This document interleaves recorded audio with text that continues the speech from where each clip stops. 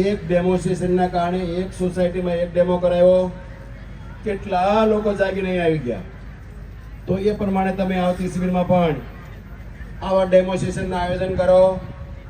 તમારે કાંઈ એમાં કરવાનું નથી, માત્ર અમને એક નંબર આપી દેવાનો કે આ નંબર ઉપર તમે આવી જાઓ, આ પ્રમુખને મળી લો. અમે માયક અમારે લાવવાનું, દીકરીઓ અમારે લાવવાની, બોલવાવાળા અમે હોય, તમારે કદાચ નાસ્તો કરાવો તો એરેન્જમેન્ટ કરવાવાળા અમે હોય, અને તમારું જીવન જો ધન્ય બનતું હોય તો કેમ વિચારો છો તમે?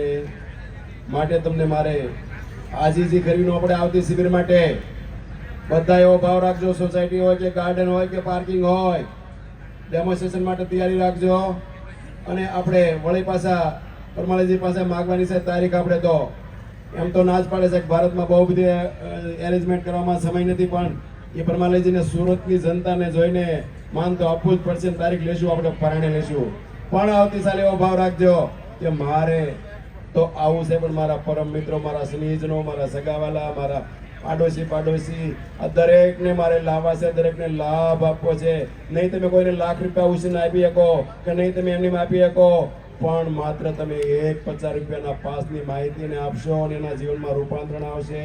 અને એના જીવનમાં એવું રૂપાંતરણ આવશે કે એમની હાઈ બીપી હશે કે લો બીપી હશે કે સુગર હશે કે થાઇરોઇડ હશે કે માઇગ્રેન હશે, આવી બીમારીઓથી એમને મુક્તિ મળશે, તમને આશીર્વાદ આપશે.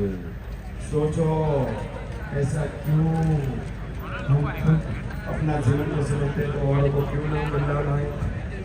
आज कौन परिवार में संतुष्ट है? कौन माँ बाप शिकायत से भरे नहीं बच्चों की? कौन बच्चे शिकायत से भरे नहीं माँ बाप की? कौन पति शिकायत से भरे नहीं पत्नी की? और कौन पत्नी शिकायत से भरे नहीं पति की? कारण यही है कि जो हमारे पास नहीं हम दूसरों को देना चाहते हैं. Yes, impossible. जो हमारे पास नहीं औरों को कैसे दे पाते हैं?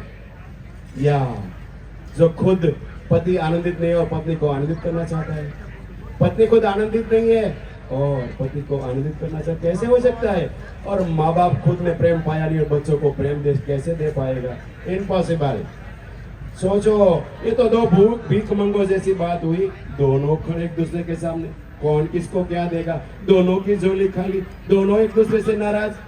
सोचो, तो यहाँ तो सबकी हंसी खुशी खजाना. कल मैं बोला था जैसे, ऐसी एंजॉय कहाँ करोगे? बार बार मेरे को कहना पड़ता है, ये जो शरीर हमें मिला है यूनिक बन के जियो ना एलोपैथिक, ना होम्योपैथिक, ना आयुर्वेदिक, ना नेचुरोपैथिक. इन पैथियों के लिए इस बॉडी ने जन्म नहीं लिया है मित्रों. यूनिक बन के जियो और मस्ती से जियो, आनंद लो. यस, बड़ी मस्ती से जिएंगे.